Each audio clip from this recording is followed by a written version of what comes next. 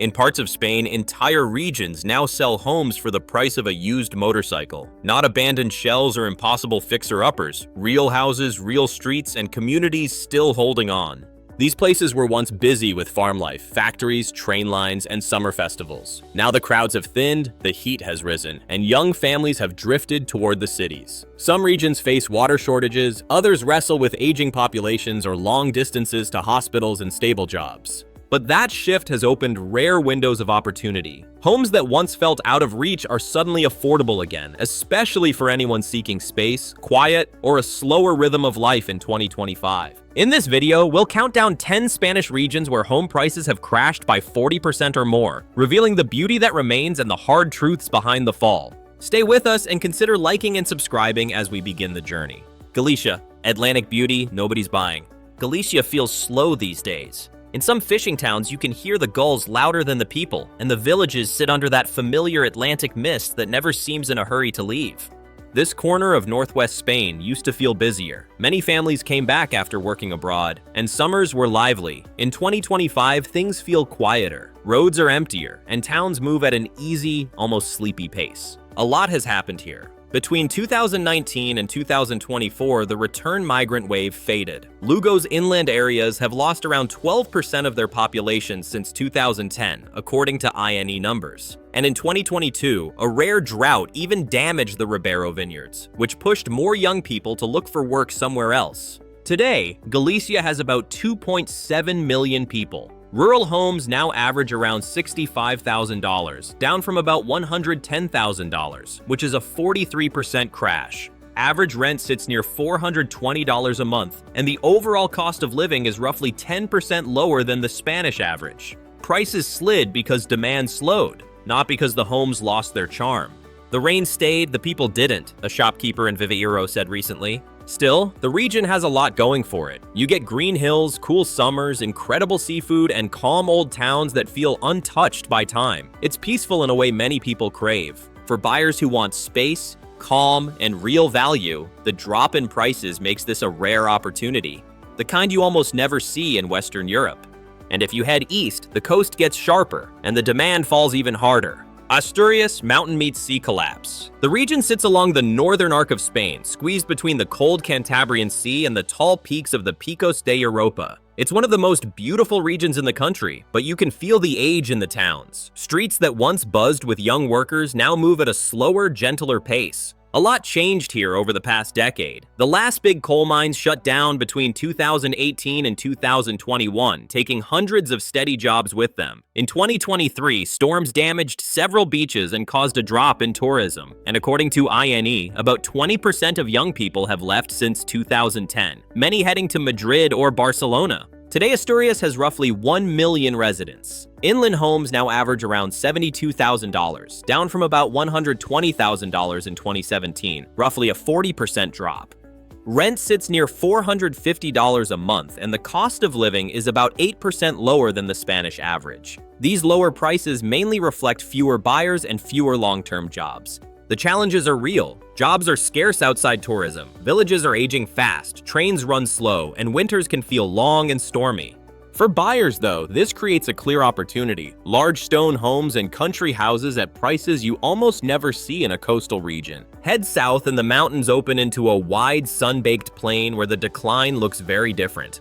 Castilla-La Mancha. Empty Spain's grand decline. You feel the history the moment you step in. This is the birthplace of Old Castile, with tall stone castles like Peñafiel and Coca still watching over the plains. But today, that same grand landscape is much quieter than it used to be. From 2010 to 2023, the region lost more than 150,000 residents. Dozens of small-town schools shut their doors between 2016 and 2023. And in 2020, Renfe cut several rural train lines, making some villages harder to reach. The numbers tell the rest. Population sits around 2.3 million. Rural homes now average about $55,000, down from roughly $92,000 in 2016, a full 40% drop. Rent floats around $350 a month, and the cost of living is about 12% below the Spanish average. "We keep the keys, but nobody comes knocking," a mayor in Soria province says. Still, it's beautiful. Historic towns, safe streets, night skies full of stars, and miles of open space. If you like quiet and room to think, it checks every box. For the right person though, this is a buyer's market with patience on your side. Next, we head to the region the silence feels different. Not historic, but stretched thin by the wind. Aragon, beautiful but forgotten plains. Dry wind moves across the empty farm roads of Aragon, brushing past old stone houses and quiet fields. It's the kind of place where silence feels wide, like the day is holding its breath. This is Spain's northeast interior, a region caught between the snowy Pyrenees up north and the dry, open plains stretching down south. Most of the land sits in the middle, where small farming towns slow the world down to their own rhythm. But the slowdown hasn't been gentle. In 2021, the EU officially labeled Teruel a depopulated zone. From 2019 to 2024, several bus routes in tiny towns were quietly cut. And in 2022, the Ebro Valley baked under a heat wave that hit 104 degrees Fahrenheit. All of that played into the housing slide.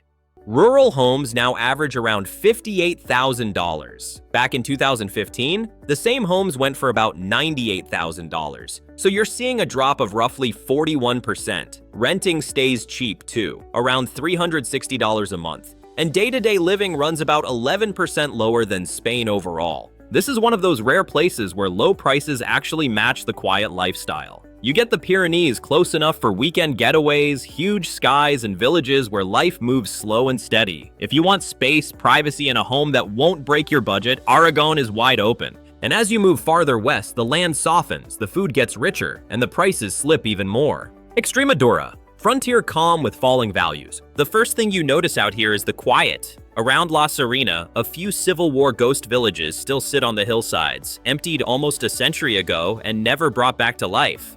Locals call them silent hills because on most days you only hear wind slipping through broken doorways. Extremadura sits on Spain's western frontier, right up against Portugal. It's a land of old Roman bridges, cork oak forests, and long, slow roads where you can drive miles without seeing another car. The beauty is real, but so is the struggle. The downturn didn't happen overnight.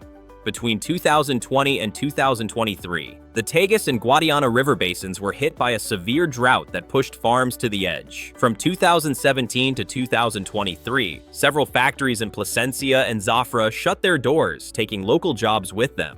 Then, in 2023, a long, punishing summer kept tourists away. That one hurt the small towns that depend on seasonal travelers. Today, the region has about 1 million residents, down from a little over 1.1 million just a decade ago.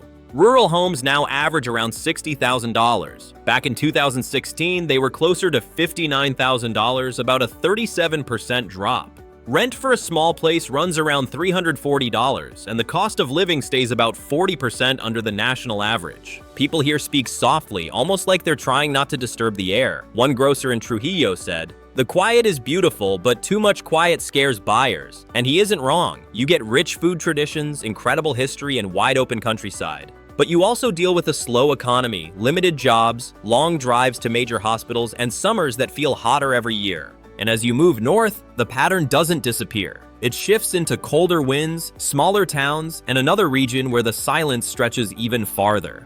Cantabria. Postcard coastlines, shrinking buyers. Cantabria sits on Spain's northern coast, tucked between the Bay of Biscay and a long line of rain-soaked valleys. Life here moves at a gentler pace. Surf towns wake up slowly. Fishing villages lean on tradition, and most days feel quieter than they did 10 years ago. The slowdown came in small steps. From 2019 to 2024, more people began leaving Santander for Bilbao in search of steadier jobs. In 2022, train frequencies were cut across the rural valleys, making travel harder for anyone without a car. And by 2023, the National Stats Office reported population dips in both Liébana and Campo, two of the region's most scenic inland areas. The numbers show why buyers are pulling back. Cantabria has around 580,000 residents. A typical home now averages about $172,000. Back in the mid-2010s, it was closer to $285,000, nearly a 40% slide. Rent runs around $780 thought, but the cost of living sits about 7% under the national average. Locals talk about the shift in a quiet, matter-of-fact way. One resident told me, "The sea stays lively, but the towns feel quieter each winter." Now that we've walked from Galicia up to Cantabria, the pattern comes into focus. All four regions lost roughly 35 to 40% of their home value, but they started from very different price levels. Galicia dropped from $110,000 to $65,000. Aragon slipped from $98,000 to $58,000. And Cantabria, the most expensive of the group, sank from $285,000 to $172,000. So the percentage drop is similar, but the impact hits differently. In the cheaper regions, that decline pushes prices into the almost too affordable to be real range. And in the pricier spots like Cantabria, the fall pulls homes much closer to what the cheaper regions used to cost. It creates this odd moment where even the expensive areas feel reachable. If someone has been waiting for a rare window to step into Spain's nicer northern coastlines, this is pretty much that window. Now moving on to La Rioja, wine country struggling to keep families. Rows of vines still glow in the last light of the day, but the small towns between them feel quieter than they used to. This is La Rioja, Spain's wine heartland, where life moves at a slow pace and the hills smell like grapes after rain. The place is beautiful, no question, but families have been slipping away. From 2020 to 2024, young people kept heading toward Bilbao and Zaragoza for better work. Two village schools shut their doors in 2022 because there simply weren't enough kids. And by 2023, even the lesser-known wine routes saw a dip in visitors. Prices show the strain. Homes now average $155,000, down from $250,000, almost a 38% fall. Rent runs around $690, and the cost of living sits about 10% lower than Spain overall. A local once joked, "We still make great wine, but fewer hands are here to pour it." The perks are real. Calm valleys, friendly food culture, and a sense of space you feel as soon as you walk outside. But it comes with trade-offs: fewer schools, shrinking services, and long drives if you work in a bigger city. Leave the vineyard roads behind and you'll reach a flatter land where old windmills rise over even lower prices. Castilla-La Mancha. La Mancha windmills, falling prices. This region is the dry center of Spain, where villages sit far apart. Groceries can be a long drive, and afternoons move at the pace of the heat. Life is calm, almost still, but that stillness has a cost. From 2018 to 2023, several tiny hamlets were officially marked as abandoned. In 2022, an agriculture downturn hit Albacete and Cuenca hard, pushing families toward bigger cities. Then 2023 brought wave after wave of extreme heat, breaking local records and speeding up migration even more. You really feel the shift when you look at the housing numbers. Prices have fallen about 40%, which pulls the average home down to around $138,000. Back in the day, it was closer to $230,000. Rent stays low too, around $640, and the cost of living sits roughly 12% under the national average. One local told me, "You hear the wind more than people these days," and it sticks with you. The good parts are easy to see. Big skies, quiet mornings, good food, and tight communities. But you can't ignore the tough stuff like the heat, the thin job market, the aging towns, and long trips for basics groceries. Murcia interior. Hot, dry, and losing buyers. On spring nights, the Yecla San Isidro Fair lights everything up with floats, music, and long streets packed with food stalls. It's one of the few moments the towns feel crowded again.